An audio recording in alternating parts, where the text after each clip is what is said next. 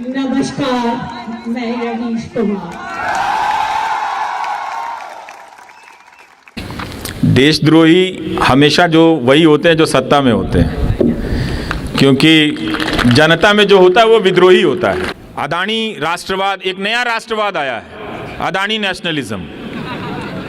हमसे पहले कहा गया कि आपको इंडिया को डिफेंड करना है, तो चलो भाई इंडिया को डिफेंड करते हैं, चाहे जिसी भी वजह से करते हो। अब कहा जा रहा है कि इंडिया को डिफेंड करना है तो पहले अदानी को डिफेंड करना पड़ेगा। दुनिया के किसी देश में छोड़िए, अपने गांव में इसको डिफेंड नहीं कर सकते आप, इस गोदी मीडिया को, अपने गांव में नहीं। तो मैं ज़्यादातर लोगों से, यंग लोगों से पूछता था कि यार मन कर रहा है कि नौकरी छोड़ दें, तो कहता था हाँ भैया छोड़ दीजिएगा। छोड़िए इसका अदानी फदानी का नौकरी करके क्या करेंगे आप, चल आइएगा यहाँ गाँव में हम लोग यूट्यूब चलाएंगे। तो हम बोले कि भाई यूट्यूब कैसे चलाते हमको आता नहीं, तो सब अपने बैग से सामान निकाल के दिखाने लगे कि देखिए हाई फोन बा, हाई फोन बा, हाई फोन बा, हो जाई। रवीश कुमार जी, जैसे आपने मीडिया के खंभे पर हुए हमले का मुकाबला करते हुए देश को एक नई शब्दावली दी और कहा मीडिया दो तरह का है, एक गोदी मीडिया है और दूसरा जन संचार के माध्यम है, वैसे ही जवाहरलाल नेहरू विश्वविद्यालय ने बताया दो तरह के विश्वविद्यालय हैं। एक जहां राग दरबारी बज रहा है, जी हाँ जी हाँ जी हाँ, और दूसरी जगह सवाल पूछे जा रहे हैं कि ये क्यों हो रहा है और इसका इलाज क्या है। जवाहरलाल नेहरू विश्वविद्यालय उस सातवें खंभे में सवाल पूछने वाली जगह है और आपने निमंत्रण दिया है हमको कि सवाल पूछो। तो पहला सवाल तो यही बनता है कि क्या कारण हुआ कि आपने हिंदुस्तान के सबसे महत्वपूर्ण चैनल को कई दर्जन एपिसोड भारत की शिक्षा व्यवस्था के खोखलेपन के बारे में जागृत करने के लिए, जागने के लिए बनाया। ये शिक्षा की आपके हिसाब से क्या तस्वीर है और इस तस्वीर को बेहतर बनाने के लिए आपकी निगाह में क्या करना चाहिए? भाई रवीश कुमार जी। शुक्रिया। हम सब, इस देश का एक दुर्भाग्य है कि ज़्यादातर लोगों को आप कई पीढ़ी के लोगों से पूछें कि आपकी नज़र में अच्छी यूनिवर्सिटी क्या है, तो उनके पास कोई जवाब नहीं है, उनके पास कोई उदाहरण नहीं है। कई पीढ़ी, आज की पीढ़ी से भी, हमसे पहले की पीढ़ी से भी, उनसे पहले की भी पीढ़ी से, तो वो 2-3 जवाबों के बाद ख़त्म हो जाता है कि अगर आप IIT नहीं गए हैं, अगर आप JNU नहीं गए हैं, लेकिन देश में और भी कई सैकड़ों विश्वविद्यालय हैं। तो मुझे बार बार, जब 2014 के बाद नौजवान बहुत हमलावर हो गए, कहीं भी दौड़ पड़ते थे, दौड़ाने लग जाते थे, तो मुझे लगता था कि यही, इन लड़कों में ये दुर्गुण कहाँ से आ गया। मतलब ठीक है, हर समय के नेता जनता को अलग तरीके से बांधने हाँकने की कोशिश करते हैं, पर ये तो एक नेता के लिए पूरी जनता मुझे ही दौड़ाई जा रही है। तो बार बार मैं इसे समझने की कोशिश कर रहा था और जो हज़ारों व्हाट्सएप मैसेजेस आ रहे थे, उन सब को पढ़ते हुए लगा कि ये क्लिक क्यों कर रहा है, इसको लिखने वाला कौन है। तो मैं एक निष्कर्ष पर पहुंचा कि जो लिखने वाला है वो बहुत ही हाई क्वालिटी के ट्रेंड लोग हैं जो व्हाट्सएप लिख रहे थे, जिनका आप जैसे लोगों की बिरादरी के लोग मजाक उड़ा रहे थे, पर मैं उनकी उस भाषा का, उस कंस्ट्रक्ट को बहुत गौर से देख रहा था कि इसके पीछे बहुत ही प्रबुद्ध लोगों का दिमाग है और बहुत ही हाई एंड लेवल पे जाके किया। मतलब आपके ही स्किल का कोई प्रोफेसर, आपके ही स्किल का कोई स्टूडेंट या आपके ही स्किल का कोई रिसर्चर ये काम कर रहा था, जो एक झूठ को इस तरह से, ऐतिहासिक झूठ को, धार्मिक झूठ को इस तरह से कंस्ट्रक्ट कर रहा था कि उन लोगों को लग रहा था कि पहली बार उन्हें नॉलेज मिला है। तब बात मुझे समझ में आई कि ज्ञान का अंतर या ज्ञान की असमानता इस देश में आर्थिक असमानता से भी ज़्यादा है। हम और आप में पैसे का बहुत फासला हो सकता है, आप छात्रों के बीच भी पैसे का बहुत फासला हो सकता है। चूँकि आप JNU में हैं तो आप सभी का एक स्तर है, तो वो वहाँ भी फासला है, मगर उन फासलों में काफ़ी अंतर है, बहुत कम दूरियाँ हैं। लेकिन जैसे ही आप यहाँ से बलरामपुर की किसी यूनिवर्सिटी के छात्र या मोतिहारी के यूनिवर्सिटी के एमएस कॉलेज के किसी छात्र के नॉलेज से आप तुलना करें या मगध यूनिवर्सिटी के किसी छात्र के नॉलेज से तुलना करें तो ज्ञान की असमानता वो भयानक है। तो हमने उन छात्रों को ये कभी पता ही नहीं चलने दिया, उनके बाप दादाओं को भी नहीं, उनको भी नहीं, कि आपके इलाके में जो कॉलेज है, जो यूनिवर्सिटी है, वो खंडहर है। हज़ारों के हज़ारों छात्र हर साल पास होकर निकलते रहे, पर उन्हें पता ही नहीं चला कि अच्छी मिठाई होती क्या है। तो वो स्वाद नहीं दिया गया। वो स्वाद उन्हें व्हाट्सएप से मिलने लगा था और उसके रंगीन अक्षरों से, उसकी रंगीन डिज़ाइन से मिल रहा था, जिसे वो पहली बार ज्ञान के रूप में ग्रहण कर रहे थे। और उनका आत्मसम्मान, आत्मबल, उस जिसे हम कहते हैं प्रोपेगेंडा, उससे उनको बढ़ रहा था। तो वो एक नॉलेज के रूप में रिसीव कर रहे थे, ग्रहण कर रहे थे, जिस तरह से आप अपने क्लास में अपने प्रोफेसर की बातों को नॉलेज के रूप में रिसीव करते हैं। और ये वही हुआ जिससे वो आक्रामक होते चले गए। जिस तरह से आप अपनी समझ को, आप अपने नॉलेज को प्रोटेक्ट करते हैं, गार्ड करते हैं, और आप अपने इथोस को गार्ड करते हैं, जिसके खिलाफ खड़े हो जाते हैं कि ये एक हमला है, उस तरह से उन नौजवानों को लगा कि ये हमारे इथोस पर कोई हमला कर रहा है। राजनीतिक रूप से वो आसान हो गया व्हाट्सएप के प्रसार के बाद कि वो इसके रक्षक बनकर किसी एक या दो व्यक्तियों को ट्रोल करें, पकड़ें। उसमें पैसे भी लगाए गए, पैसा भी खर्च किया गया। बहुत सारे लोकल स्तर पर गांधी के हत्यारों का महिमा मंडन हुआ। वो बिल्कुल जो उसकी लिखावट है, जो उसकी पेशगी है उस पूरे महिमा मंडन की, वो बहुत ही शानदार लेखों की तरह है। वो एक अजीब अजीब तरह के संदर्भों के साथ हैं, उनका कोई मुकाबला नहीं कर रहा था। तो मुझे लगा कि ये बताना बहुत ज़रूरी है कि आपको ज़िंदगी में कुछ मिला हो या ना मिला हो, मिलेगा या ना मिलेगा, लेकिन ये बात तय है कि आपको यूनिवर्सिटी नहीं मिली है। और जब देखने लगा तो पता चला कि कोई 3 साल से फंसा है, कोई 5 साल से फंसा है। किसी क्लास में, एक ज़िले के कॉलेज में करीब करीब 5000 छात्र छात्राएं हिस्ट्री में एडमिशन उन्होंने लिया है, लेकिन कोई टीचर नहीं है पढ़ाने के लिए। तो 5000 छात्र इतिहास के विद्यार्थी होकर भी इतिहास के एक शिक्षक के बगैर गुजर रहे हैं। वैसे जेएनयू में भी शिक्षक नहीं होंगे इतिहास डिपार्टमेंट में, पूरे तो नहीं होंगे, कुछ खाली होंगे। जब यहाँ ये हाल है तो उस ज्ञान की असमानता पर किसी का ध्यान नहीं था। और जब मैं जीएन देवी को पढ़ रहा था तो उसमें एक बात मेरे दिमाग में खटक गई। उनका ये कहना था कि भारत के विश्वविद्यालयों ने बहुत ज़्यादा प्रगतिशीलता वैज्ञानिक सोच में या अन्वेषण में, इनोवेशन में इसलिए नहीं दिखाई कि क्लास के भीतर एक ही तरह का क्लास पहुंचने लगा। जो भारत की गरीबी थी वो उन ज़िलों के नौजवानों को उन घटिया कॉलेजों से भी वंचित कर रही थी। वो इतने गरीब हो गए कि वो रजिस्ट्रेशन कराने की औपचारिकता पूरी करने के लायक भी नहीं थे। तो वो वहाँ से बाहर हो गए और माइग्रेशन में चले गए। तो एक तरह से ये वर्ग कौन था? ये वर्ग था अनुसूचित जाति का, जनजाति का और पिछड़ों का। तो ये एक बड़ा वर्ग जो अपनी गरीबी, अपने सामाजिक पृष्ठभूमि से क्लास में आता और अपनी सहज बौद्धिकता से, अपनी नैसर्गिकता से क्लास को समृद्ध कर देता। और कुछ संभ्रांत घरों के बच्चे भी होते। तो इस तरह का अनुपात अगर क्लास में बैठता तो वो भी इनसे सीखता और ये भी इनसे सीखते। तो क्लास के भीतर चैलेंज खत्म हो गया नॉलेज का। तो ये चीज़ मैं देख रहा था, तो मुझे लगा कि ये इस वक्त की सबसे बड़ी ज़रूरत है इस पर बात करना। जब नौजवान आने लगे तो कहते थे कि हम चाहते हैं कि आप मुझ पे, हमारी यूनिवर्सिटी पे फोकस करें, पर हम मोदी समर्थक हैं और रहेंगे। तो हमने कहा आप जीवन भर रहें, मुझे उससे कोई समस्या नहीं है। अगर आपने राजनीतिक शादी कर ली है आप निभाइए उसे, मुझे उससे कोई समस्या नहीं है। आप मुझे बताइए कि अगर मैं ये बात उठाऊं तो क्या आप नहीं चाहेंगे? तो उन्होंने कहा नहीं, हम चाहते हैं कि हमें अच्छा शिक्षक मिले, हम चाहते हैं हमें अच्छी किताब मिले। तो उससे एक प्रेरणा मिली। उसके बदले में फीस मुझे भी दी गई कि वो नौजवान मोदी समर्थक बने रहे, पर उन्होंने मुझे गालियां देनी बंद कर दी या कम कर दी। तो वो एक अच्छा ट्रेड ऑफ था दोनों के बीच में।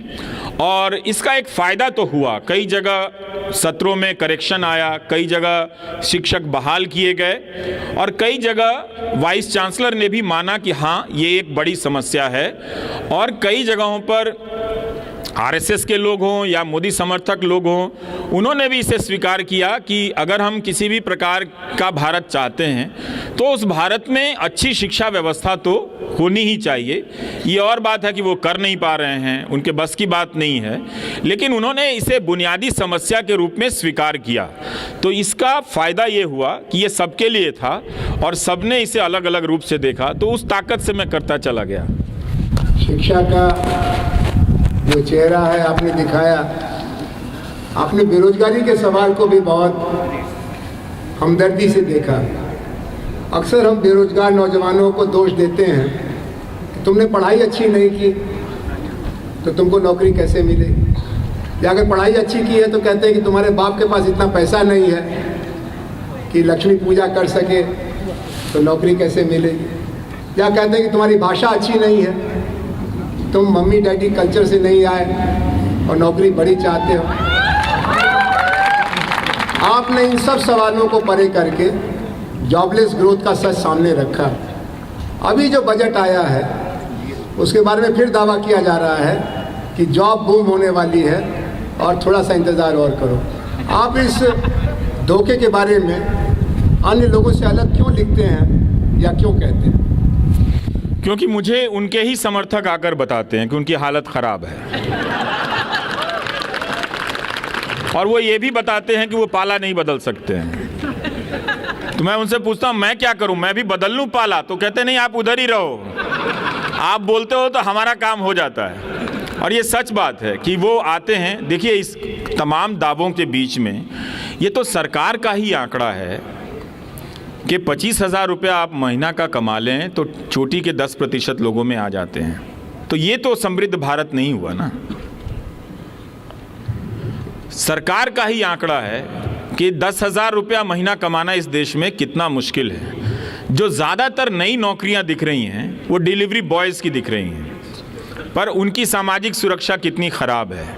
आप उनको देखिए कि वो कम पैसे में दिन रात, उस वक्त में जब सड़क पर बाइक चलाने के लिए जगह नहीं है, उसी जैम के भीतर में उनके लिए एक रोज़गार आया है जो डिलीवरी कर रहे हैं, घरों में भाग रहे हैं, हाँफ रहे हैं, लेकिन महीने का 10,000 या 20,000 रुपया भी नहीं कमा पा रहे हैं। तो ये जॉब क्रिएट किया है इन्होंने इनकी आर्थिक नीतियों में।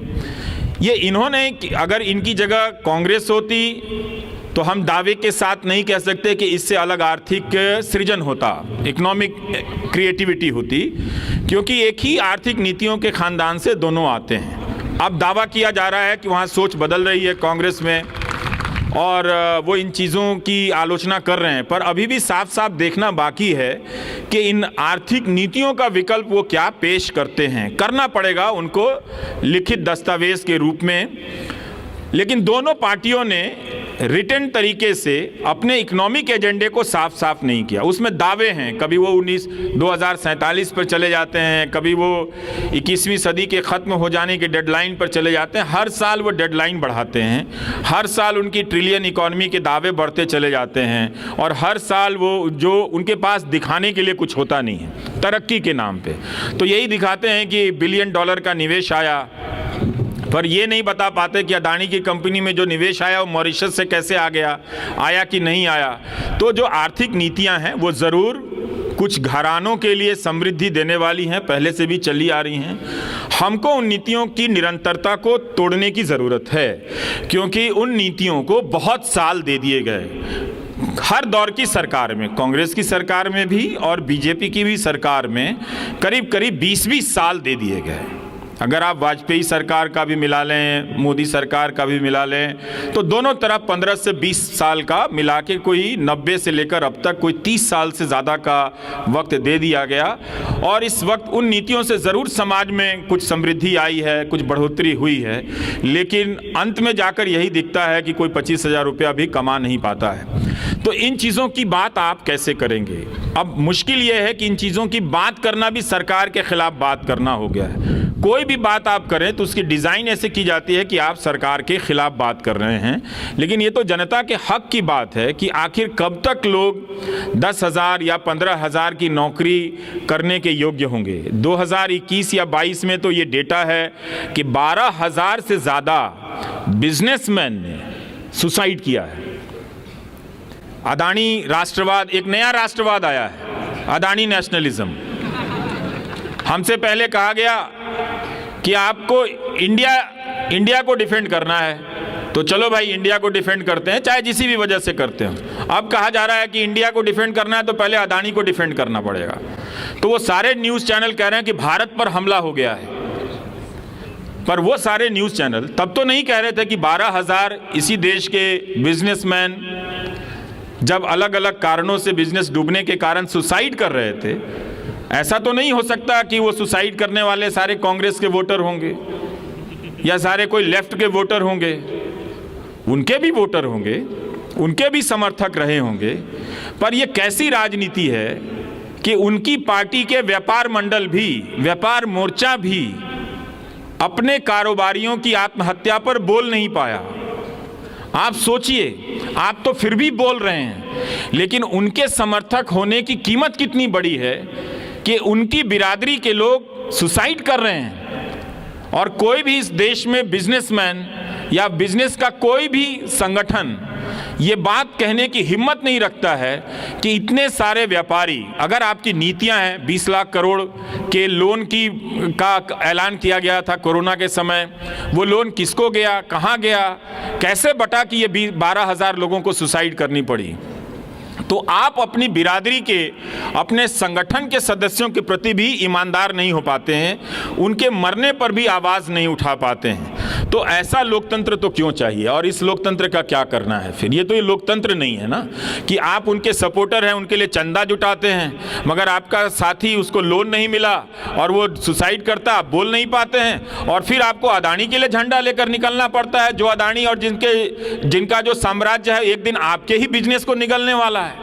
और जो भी नेशनलिज्म का रूप होगा, कम से कम किसी भी नेशनलिज्म की परिभाषा में ये फिट नहीं बैठता है कि आप गौतम अदानी को डिफेंड करने जाएं।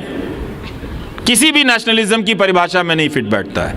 आप नेशनलिज्म की परिभाषा से उससे प्रेरित होकर उद्योग धंधे स्थापित कर सकते हैं। इतिहास में लोगों ने किया है, नए नए ब्रांड बनाए हैं, और वो सारे ब्रांड देश और देश के राष्ट्रवाद की पहचान भी बने हैं। लेकिन गौतम अदानी कहीं से भी इस देश की पहचान नहीं है। एक छोटी सी रिपोर्ट से आप देखिए उनका साम्राज्य ढह गया, एक छोटी सी रिपोर्ट से ना। वरना तो भारत में अगर कोई पत्रकार लिख दे तो मानहानि कर देते थे। मैं तो सोच रहा था कि अदानी मानहानि एंटरप्राइजेस कंपनी का नाम बनाएंगे ये अलग। अब अगर इन्हें अगर मानहानि करनी होगी तो एक कंपनी बनानी होगी, एक सीईओ मानहानि, सीईओ डिफेमेशन रखना होगा, जो तमाम तरह के पत्रकारों को मानहानि के दायरे में लाता रहेगा, केस करता रहेगा।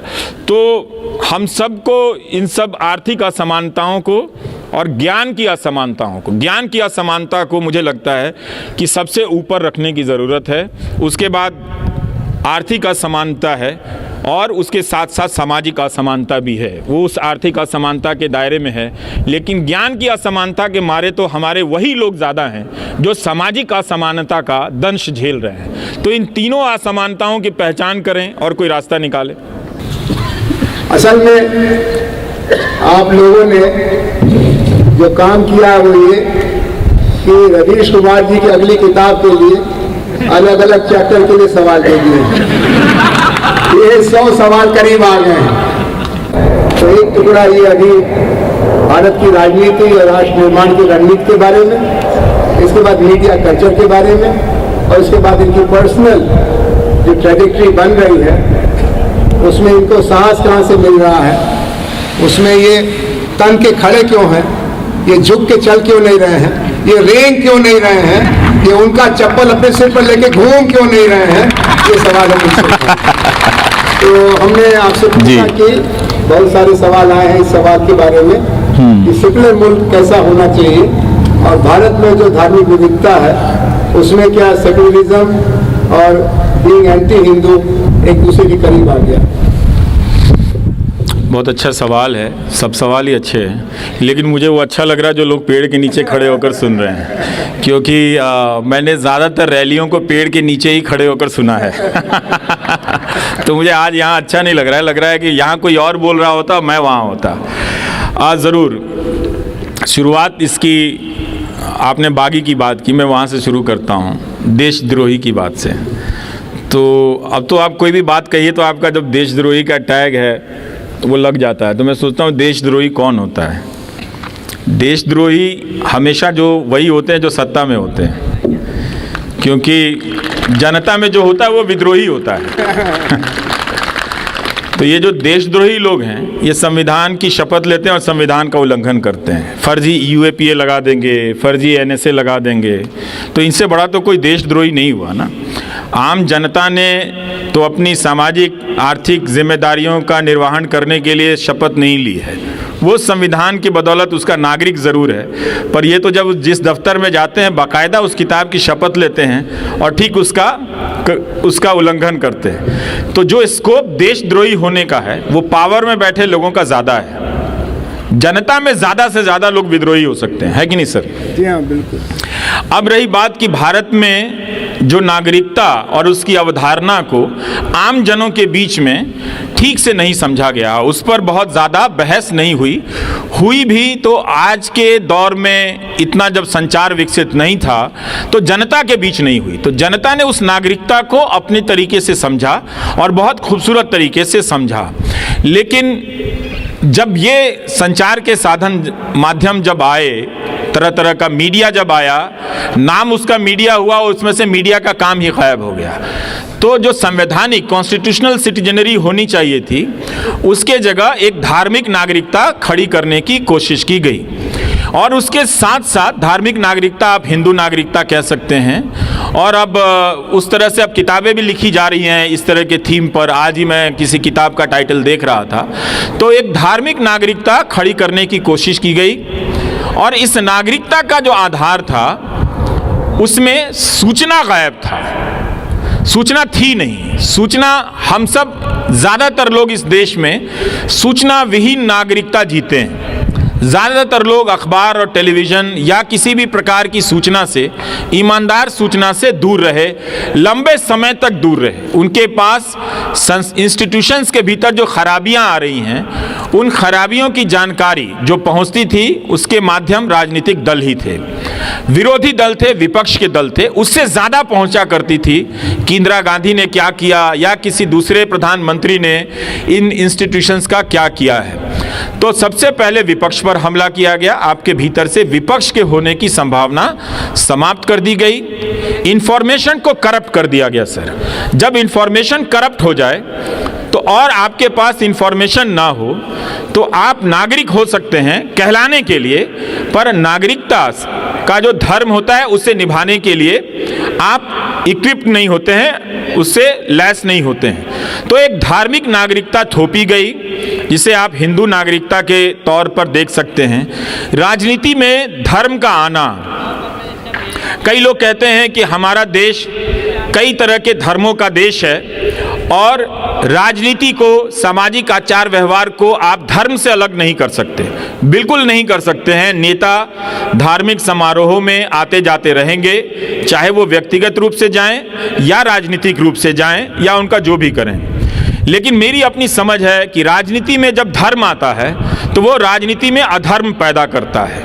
राजनीति में जब धर्म आता है तो धर्म की राजनीति करने वालों के बीच वो साहस खत्म कर देता है, सत्य को सुनने की साहस खत्म कर देता है। धर्म की दुकान या धर्म का अस्तित्व या धर्म का महात्म्य, इंपॉर्टेंस जो है, रेलेवेंस जो है, इस बात पर है कि आप कुछ एथिकल कोड का पालन करेंगे।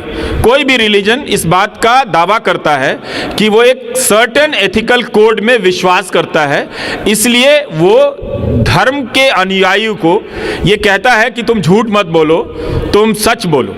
लेकिन यहाँ तो लोग गीता पर हाथ रखकर ही झूठ बोल रहे होते हैं और उस ऊपर से गीता जयंती भी मना रहे होते हैं। और अगर आप सच बोलें तो आपका जो प्लेटफॉर्म है, जिस कुर्सी पर हम दोनों बैठे हैं, पता नहीं कौन खरीद के ले जाए, तो वो भी गायब हो जाता है।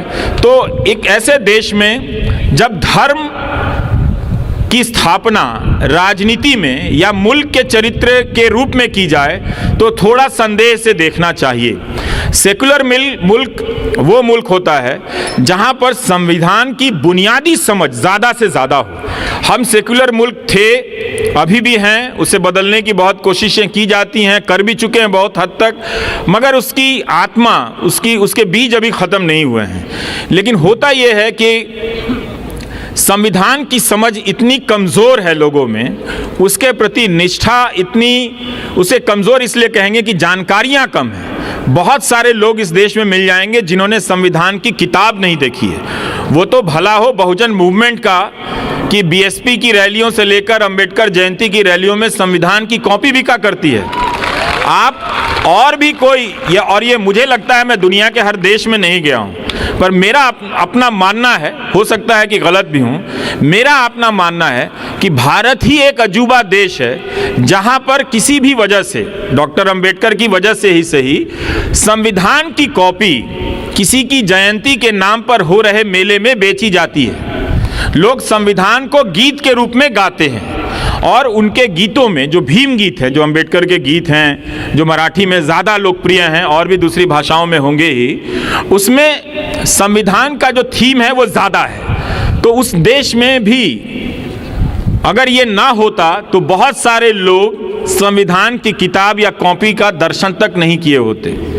अगर कांशीराम की राजनीति ना आई होती तो लोगों ने अंबेडकर की प्रतिमा तो देखी, पर यह नहीं देखा कि उस प्रतिमा में एक किताब भी है। उस किताब के बगैर बहुत कम अंबेडकर की मूर्तियां लगाई गई हैं। अगर एक हाथ उनका उठा हुआ है, एक उंगली सामने की तरफ है, तो एक हाथ में वो संविधान की किताब भी है। तो कॉन्स्टिट्यूशन को जनता के बीच ले जाने का काम अभी भी पूरा नहीं हुआ। बहुजन मूवमेंट ने हमें ये राजनीतिक विरासत में सौंपने का काम किया है, या उसे आप अंबेडकर मूवमेंट कहें जिसने महाराष्ट्र में ये काम किया है, तो संविधान जनता तक पहुंचा नहीं।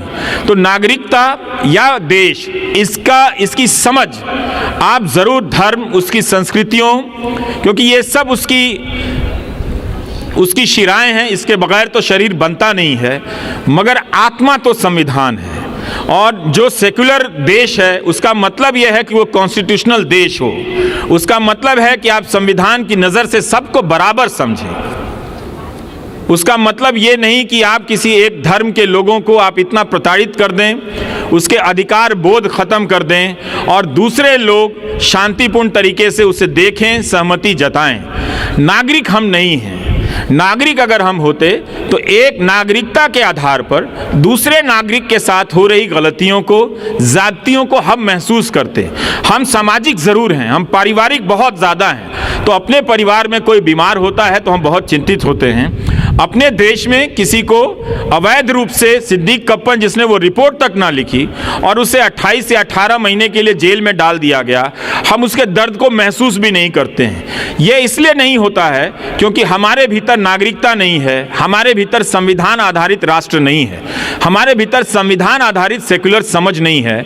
हमने सेक्युलरिज्म को हमेशा धर्म के कॉन्टेक्स्ट में समझा है, हमने सेक्युलरिज्म को कॉन्स्टिट्यूशनल ड्यूटी के रूप में नहीं समझा है। संविधान ने बाद में इसे जोड़ा गया या नहीं जोड़ा गया, संविधान अपने तमाम अधिकारों से और अपने तमाम बिंदुओं से हम सबको यही कर्तव्य दिया कि आप एक दूसरे के लिए महसूस करेंगे, एक दूसरे के लिए सुरक्षा चौकीदार बनने का काम करेंगे। मगर यहाँ तो आपकी चौकियाँ लूट ली गई और जिस पर लूटने का इल्ज़ाम लगा उसने ही कह दिया वो चौकीदार है। तो अब क्या कर सकते हैं? तो मेरी नज़र में ये बहस चलती रहनी चाहिए। ये मैं इसमें लेकर मैं अपने तौर पर बहुत स्पष्ट हूँ कि हिंदू राष्ट्र भी होगा तो क्या उसमें कोई जज इतना डरपोक होगा कि बेल नहीं देगा? तब तो हमें ऐसा हिंदू राष्ट्र भी नहीं चाहिए। जो लोग हिंदू राष्ट्र की कल्पना में दिन रात खपाए बैठे हैं, मैं उन्हीं को बुलाकर पूछना चाहता हूँ कि तुमने ऐसा हिंदू राष्ट्र क्यों चाहा कि जहाँ एक जज इंसाफ ना कर सके? तुमने ऐसा हिंदू राष्ट्र क्यों चाहा कि किसी अकेले को घेर कर मार दिया जाए? क्या तुमने इसके लिए हिंदू राष्ट्र चाहा? अगर आपको इतिहास में मौका मिला ये बनाने के लिए, तो क्या आपने ये उत्तम आदर्श प्रस्तुत किया कि आप गौतम अडानी को लेकर सवाल उठा तो आप बोल नहीं पाए? क्या आप हिंदू धर्म का ये कमजोर चेहरा देखना चाहते हैं? हर धर्म अपने अनुयायी को एक चरित्र देता है, और वो चरित्र है, आप सिख धर्म में जाइए। सिख धर्म ने सिखों को क्या दिया है? सिख धर्म ने सिखों को एक चरित्र दिया है, कैरेक्टर दिया है। आप हो जाएं कुछ भी, गुरुद्वारे में जाकर लंगर के बाहर जूते साफ करने पड़ेंगे। वो अपनी मर्सिडीज से उतरकर जूते साफ करते हैं। वो जाते हैं, खालसा इंटरनेशनल बनाकर टर्की में और सीरिया में मदद करने चले गए हैं। तो क्या ये हिंदू राष्ट्र के अगर सबसे बड़े नायक हैं, तो क्या ये उनका किरदार है कि जब आरोप लगे तो आप जावेद अख्तर का डायलॉग चुरा कर बोलते हैं, जाओ पहले उसका साइन लेकर आओ? तो ये क्या किरदार? तो हम किसी भी तरीके से हिंदू राष्ट्र का कोई शिखर नहीं देख रहे हैं। अगर ये सपना था, जिस सपने को लेकर 100 साल चले हैं, तो हम उन्हीं की बात करते हैं। आपने ये दिखाया हमें कि आपने एक ऐसा अपना श्रेष्ठ नेता दिया जो अदानी का नाम लेकर नहीं बोल सकता है। इतना ही कहा जा सकता था कि जांच होगी, आप जांच पर भरोसा कीजिए, पर तब तक आप नहीं कह सके। आप लगे सरकारी योजनाओं का पैम्फलेट पढ़ने के लिए। वो तो हम सब जानते हैं आपकी योजनाओं के बारे में, कौन नहीं जानता है। तो अगर आप किसी धर्म के बारे में, अब 8 साल हो गए, तो आप बताइए कि उस धर्म की संकल्पना के हिसाब से आपने क्या दिया। ये ऐसा गुलाम मीडिया दिया जो सरकार से सवाल नहीं कर सकते। अगर आप हिंदू राष्ट्र में यकीन ही करते हैं तो प्रधानमंत्री नरेंद्र मोदी उसके श्रेष्ठ नागरिक हैं कि नहीं? लेकिन वो तो 8 साल से प्रेस कॉन्फ्रेंस नहीं कर सके। भाई हिंदू धर्म तो सबसे खुला धर्म है। आप कहीं से कोई आ जाइए, एक संप्रदाय बना लीजिए, एक देवता ले आइए, सब कहेंगे हमें स्वीकार है, ले आइए इनको भी। आप इससे बगावत करके कोई संप्रदाय बनाना चाहते हैं, बना लीजिए, वो भी स्वीकार है। वो चल रहा है इतने हजारों साल की परंपराओं से। इसी धर्म में, धर्म के आज दयानंद सरस्वती जी की जयंती मनाई जा रही है, शायद दिल्ली में रैलियां निकल रही हैं। लेकिन दयानंद सरस्वती जी तो बनारस चले गए थे शास्त्रार्थ करने, पुराणों को लेकर। उन्होंने कहा कि मूर्ति पूजा का कोई प्रावधान नहीं है, बाकायदा वो शास्त्रार्थ हुआ था। तो किसी ने उन्हें पत्थर तो नहीं मारे ना बनारस में। वो एक पार्क में गए, तमाम तरह के पंडित आए ये समझाने के लिए कि मूर्ति पूजा का प्रावधान है, ये कहते थे मूर्ति पूजा का प्रावधान नहीं है। तो आप दयानंद सरस्वती की जयंती मना सकते हैं, पर दयानंद सरस्वती से दयानंद सरस्वती को मत छीनिए। आप धर्म के नाम पर यही कर रहे हैं। तो धर्म के नाम पर 8 साल में अभी तक आपने कोई भी ऐसा आदर्श स्वरूप स्थापित नहीं किया है। तो इसका मतलब है कि उसमें स्थापित करने के लिए कोई संभावना ही नहीं है।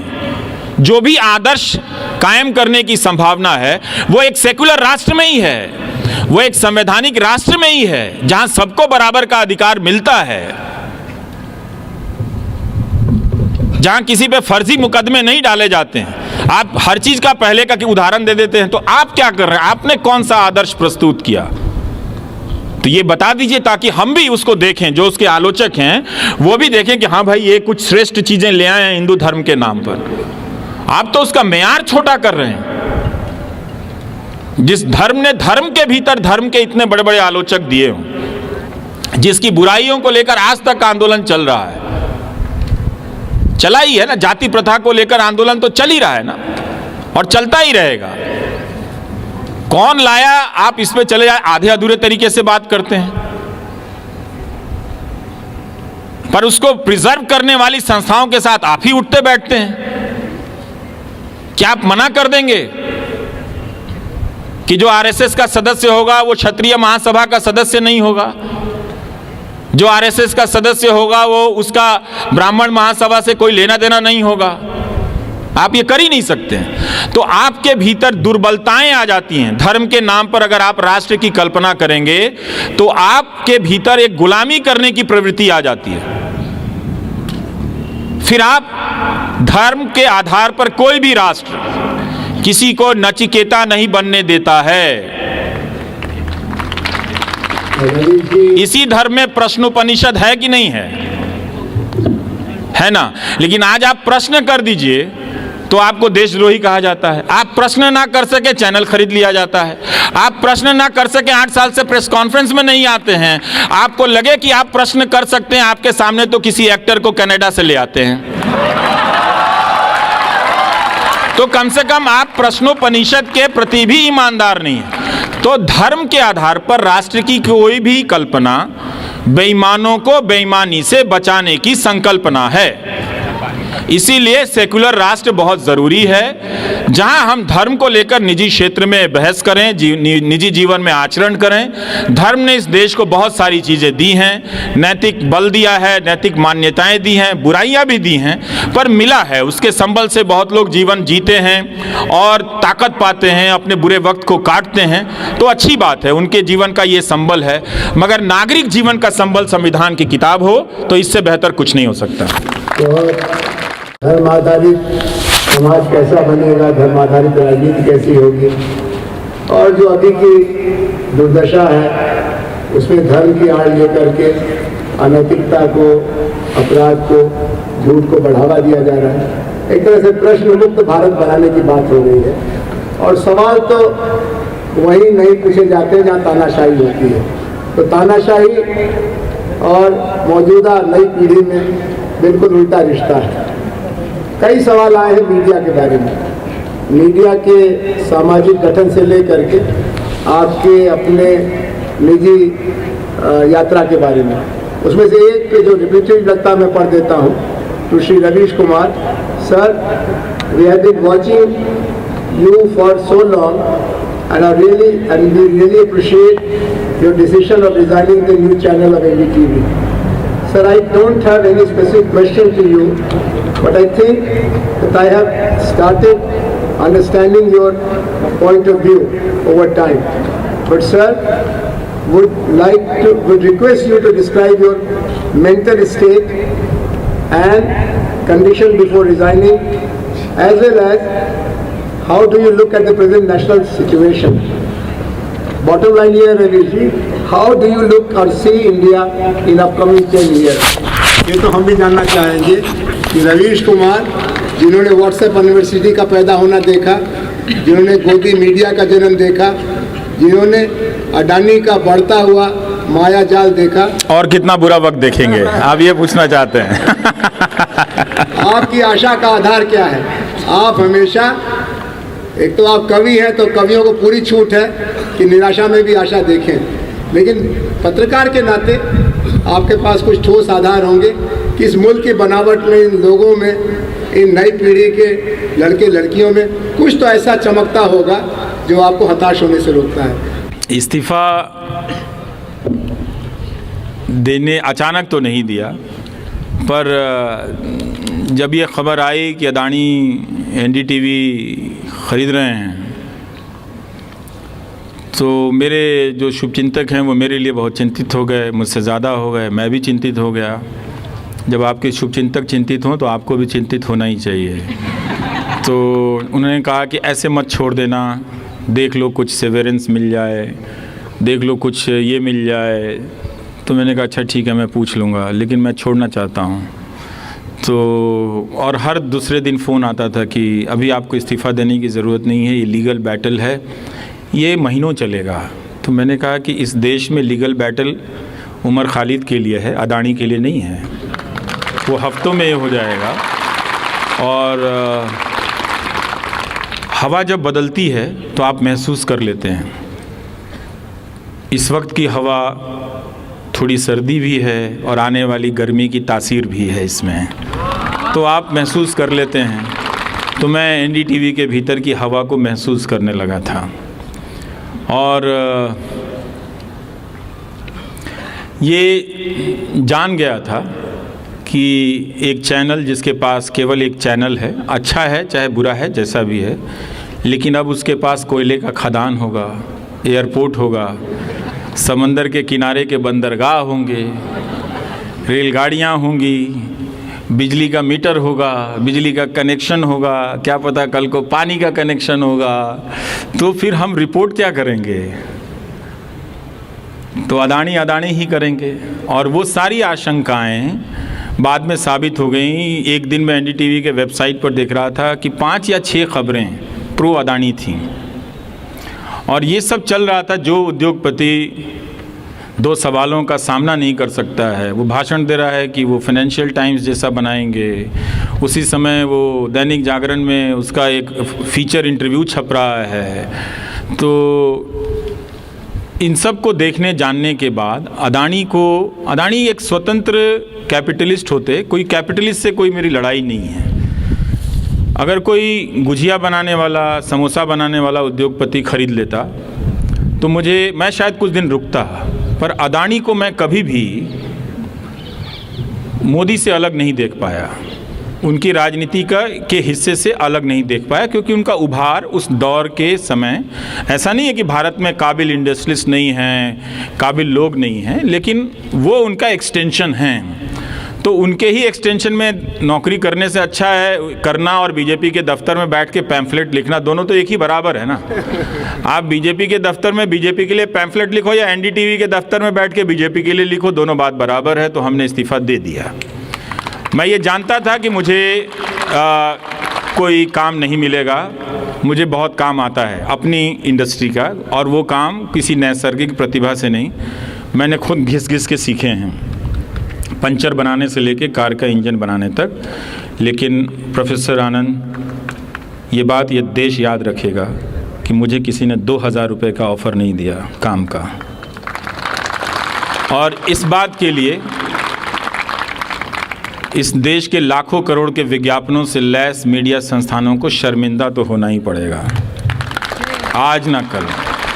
और मैं बोलता ही रहूँगा कि इस तरह के गोदी मीडिया को मत देखो, सब्सक्राइब मत करो।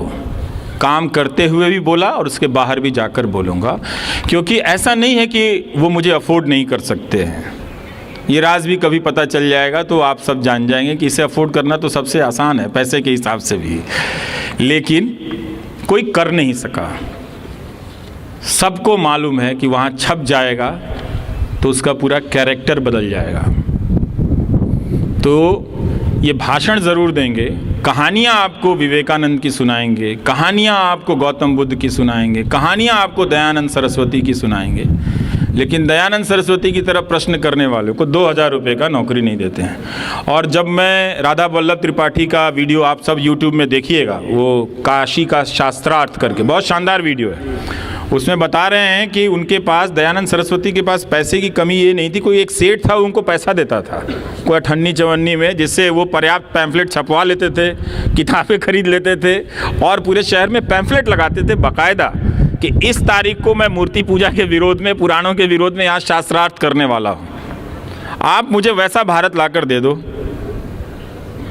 तो ये तो रहा, तो इसलिए मैंने इस्तीफ़ा दे दिया। और वो बात, मेरी सारी आशंकाएं साबित होने में कोई ऐसा नहीं कि इस साल भर का इंतज़ार करना पड़ा। 10 दिन में ही हिंडनबर्ग की रिपोर्ट आई, भर आ गया भाई साहब। अब वो रजत शर्मा क्या इंटरव्यू देने नहीं जा रहे हैं, हिंदी में, अंग्रेजी में इंटरव्यू देने के लिए इंडिया टुडे नहीं जा रहे हैं। हम कह रहे हैं भोजपुरी में आ जाओ, हम अपने YouTube चैनल पे कर लेते हैं। हम भोजपुरी बोलेंगे, आप गुजराती बोलना। गुजरात के लोग भी बहुत पसंद करते हैं, देंगे इंटरव्यू। तो वो मैं जानता था कि मेरे पास अगर YouTube नहीं होता तो मेरा जर्नलिज्म का कैरियर ख़त्म था, प्रोफेशनल कैरियर। जिस प्रोफेशन को मैं बिलोंग करता हूँ उस प्रोफेशन ने मुझे डिज़ोन कर दिया। लेकिन वो अभी भी चाहते हैं कि उस प्रोफेशन के जो एथिक्स हैं वो मुझ पे लागू हो, उन पर लागू ना हो। ये बहुत चतुराई का काम है। पर मुझे हैरानी होती है कि इस गोदी मीडिया को कोई कैसे सपोर्ट कर सकता है। आप ठीक है, आप प्रधानमंत्री मोदी के कुछ काम से खुश हैं, उन्हें सपोर्ट कर सकते हैं, फेयर डील। आप पॉलिटिक्स में तमाम तरह के विकल्पों को देख के किसी को सपोर्ट करते हैं। इस मीडिया को देखकर जो किसी लायक नहीं है, दुनिया के किसी देश में छोड़िए, अपने गांव में इसको डिफेंड नहीं कर सकते आप इस गोदी मीडिया को, अपने गांव में नहीं। इस मीडिया को लेकर भी कोई नहीं बोल रहा है। तो ये जानते हुए भी इस्तीफा दे दिया तो ज़रूर भावनात्मक रूप से। मुझे उसके पहले कई लोग मिल रहे थे दो घटनाएं हैं। एक हमारे साथी मित्र ने लिखा कि हम सब जानते हैं कि आपको बहुत दबाव आ रहा होगा कि आप वहाँ बने रहें क्योंकि वो स्पेस चला जाएगा, लेकिन अगर हमें ये पता चल जाएगा कि इस बात के लिए आपने इतना घुट-घुट कर जिया है और इतनी तकलीफ़ उठाई है उस न्यूज़ फ्लोर में, तो हम बर्दाश्त नहीं कर पाएंगे।